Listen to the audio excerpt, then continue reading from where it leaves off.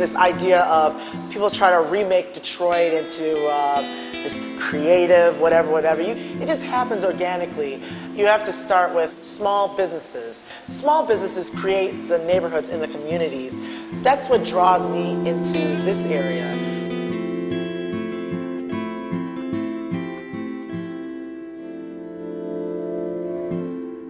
My name is Toria Blanchard. I own Good Girls Go to Paris Crepes.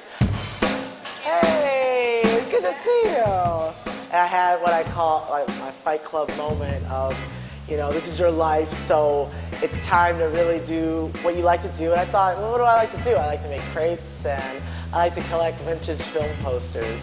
So I said, okay, I'm gonna quit my job and I'm gonna make crepes, and that's how it all got started. And there's this little kiosk that had been empty for years, and it was like a hot dog stand, so I called the number up, and the owner of the building said, yeah, it was available, and I put down my deposits, and that's what started Good Girls.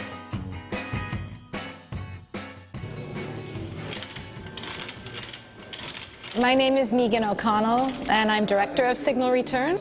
It's a multifaceted organization. First of all, it's a for-hire print shop. So we're based in Eastern Market, and we're really interested in being very open and available to pedestrian traffic. It's really a letterpress storefront. It's a collaborative space. That's really how I would sum it up. I see it as a space that we reach out to the community, so it's like pretty much a space where you get all different types of people going through it. Have substantive workshops that teach people things that will really propel their art, will propel their writing, and who knows where that's going to take it. We're going to start grating cheese. My initial motivation for starting a pizza shop was a trip back to my father's hometown of Sapino in Italy, a town of about 5,000. And in this small town where my grandfather was a dairy farmer, everybody has wood-burning ovens in their backyard. And they made amazing, amazing pizza, and I wanted to figure out what it was that they were doing that made the pizza so much damn better than anything I had on this side of the Atlantic. So that's sort of what was the initial inspiration. When I first opened up, it was like, I didn't know really what I was doing running a place. I just knew how to make pizza, and I did everything myself. I was like chopping every pepper, slicing every mushroom. The early days was pretty rough, just learning how to be not just a pizza maker, but a business owner. I took my major leap when I opened the place, and now I'm just kind of... My name is Daisuke Hughes, and we are sitting at Astro Coffee right now. I think everywhere needs a good coffee shop, and I think that coffee shops are really integral to building good communities, and especially when a place is trying to kind of rebuild a sense of community and a new sense of identity. We didn't want like a generic cafe. We wanted something that felt like it was from the heart. Most of the wood in here is all salvaged and donated. There's a lot of hours and a lot of people's work. We get in nice and early.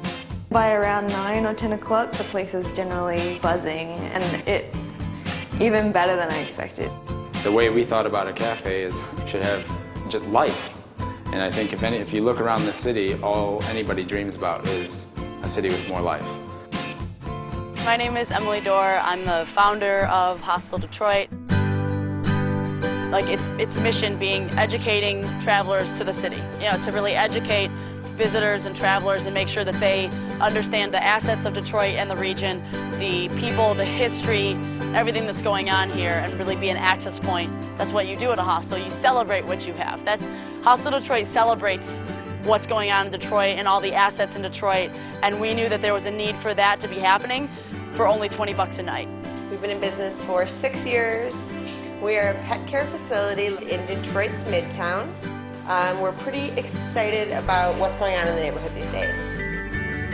But I think that in opening K9 to 5, I tried to show people that you can open a business and have it thrive and be successful in Detroit. The Detroit community is supporting us, and we just want to be able to meet the demand as our business is growing. We're in the pie business, the custard pie business. That's what we do, we make custard pies. So I started looking at what food businesses weren't being served here in the city, and bagels were the one that appeared to me to be most apparent and a need. From there, I started making bagels out of my house, provide bagels on a very small scale. Every time that someone new got bagels, they'd point me in another direction, and the next person I needed to talk to, and yeah, it just kind of snowballed. Every person we gave bagels to were like, oh, so we can't wait till you open up this bagel shop. It's not just that we're opening up a bagel shop, it's that we're trying to provide the community something that doesn't exist now, and we can't let these people down. I wanted a space that was geared towards the hip-hop community, so we opened the first 5E gallery. Detroit is like my favorite place on earth. There's so much culture, there's so much art, there's so many people that are doing these independent projects that are thriving. The people are so lively, and especially right now, there's such a renaissance in the Renaissance City, the new generation of people just working together. You know, we all have similar issues, we have common problems, and we're solving them together. We have hopes, we have dreams, and we're sharing those hopes, we're sharing those dreams, and we're figuring out solutions, and we're doing that together. That's a beautiful thing for this city.